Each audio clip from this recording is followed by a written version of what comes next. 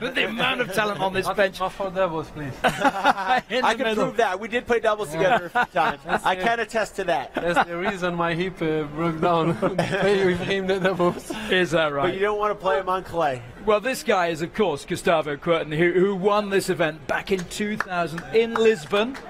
Big round of applause from the crowds here. Thank you very much indeed. That was one of the most dramatic ends to the year ever, with #1 on the line, the last match in Lisbon, playing Andre Agassi. We can see that. We can see that, Gustavo. It's coming out on one of these screens. Here we are. What a moment.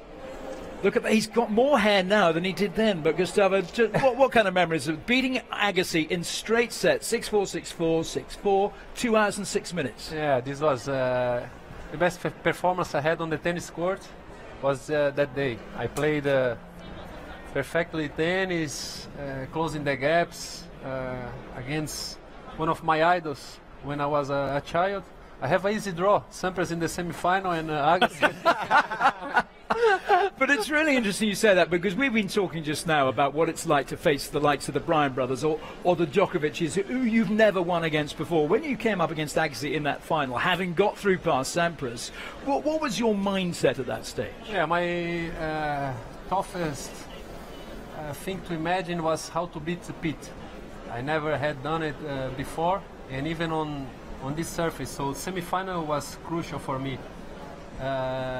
Even knowing that I had to hope that Safin lose 2 matches he had to play, and I become the champion of the tournament. So I remember very clear, once I was going in, Marat just lost 200. In the way out, he said, "Pete, now I depend on you, man." Not a bad guy for you to depend on. Yeah. So once I play against Pete on the semi-final, I lost in the tiebreak first set, very tough one, but I knew this was my only chance to get it going. I was playing amazingly. First round on the round robin, I lost 200, and my back was kind of sore at the end of the year and everything else. So I didn't know how to handle, but then certainly things start to get clear in my mind, and I saw the opportunity. I was able to come around and beat Pete on 3 sets. And then the final, after that victory, I was so certain that I will take the trophy back home and will be, this amazing Nobel. One day after Andre, my mother was with me until 4 o'clock in the morning, didn't know if I will be back playing in the tournament yet. I almost retired playing against him, so 5 days later I was there. Yeah. Tossing to become a #1 in the world, first South American, the year end and everything else. I just finished the match. I just want to kiss my mother so hard. I love the way you're reliving the moment as if it were yesterday, not 14 years ago, for goodness sake. Yeah, time goes too fast. Yeah. I have 2 kids already. Look how much it means to you, even now, which is, of course, as it should, because, I mean, you must have gone into that event. I mean, do you find, because of the event that this has now become, that your game, you were automatically able to lift your game? You clearly were able to do that. Yeah, this event, it's very particular even for a player who is 4 or 5 in the world. I remember myself in '99, used to play in Hanover. I went there for the first, at the time Masters, now the finals. This you don't know, you're going to see what happens. I went there, and then this scenario, everything is dark, and this big light on myself. I feel like a rock star, going to the court, and then come Sampras.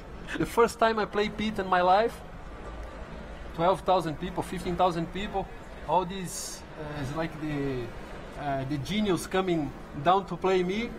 We're warming up, he volley, overhead, going down, and I forgot. I start to serve. He said, "You're not coming to volley." I already lose before start the match. I was 6-2, 6-1 in 40 minutes. Oh, well, I mean, who cares? This is kind of event that we approach coming out here. You don't have a time to get it going. You play the first round, the number 2, the first player in the ranking. So at the second year, I believe we can understand better. We can enjoy the opportunity to, even losing a match, get yourself to the tournament. The structure, it's made for only 8 players. So it's easier to get the best of yourself. Yeah, Have everything in your hand, you know, more than other tournaments. That's more than 100 players. You have to control other things. Here I remember even the semi-finals. You already there. Everything seems so close to you, so easy to at least believe that you have control under the circumstances. Look, we've all seen it in sports. Athletes that all of a sudden. You like that one? That's a good memory. The tennis is not common. You still got the trophy? Still, trophy. Where is it? Changed, but no, I have in our office we have a kind of memorial that I have all the trophies. Luckily, I saw you talking about Murray forgetting his shoes. Luckily, my mother take care of everything because I lost many trophies. One of the biggest compliments to Guga is we've all seen athletes that all of a sudden change levels, and Guga went very quickly from 82 in the world to a Grand Slam champion, and he was dominant at the French Open for a bunch of years. The biggest compliment is he stayed exactly the same. This is the same guy when we played the juniors at the Eddie Herr. His hat was on a little sideways, and he was so generous and so kind, so welcoming to all the players. And he just finished with his annual charity event in Brazil, where he does an incredible job raising money for less fortunate. And this is one of the true good people in the sport. Great champion, great ambassador. It's great for you to come back. Yeah, here. Embarrassing, don't embarrass. Go, let's get Miles can have a word in, and then we'll probably tonight go off air. You're going to watch the match with Novak. What do you feel? Do you wish you were out there, or the tennis is so unbelievable? You think, how would I play against these guys? No, or? every time I feel myself close, I want to go at the court. This the thing I have to manage quite well because I don't have the condition. My hip still very badly, so I wish I could be a little bit more on the court and no sweat on the court. And what would you do against Novak? Pray. One of the great dream matchups. One of the great dream matchups. If you could have a video game matchup, would be Rafael Nadal against Gustavo Kuerten on center court. Wouldn't that be Roland something? Garros. That would be. Let's make that happen. Let's roll back. Let's time. wait 20 more years. Yeah, all right. Make him get all the. All right, and you stay where you are Exactly, in terms of time. fair. Great, we'll work on that. Gustavo, thanks so much. Really good to hear from you. And of course, as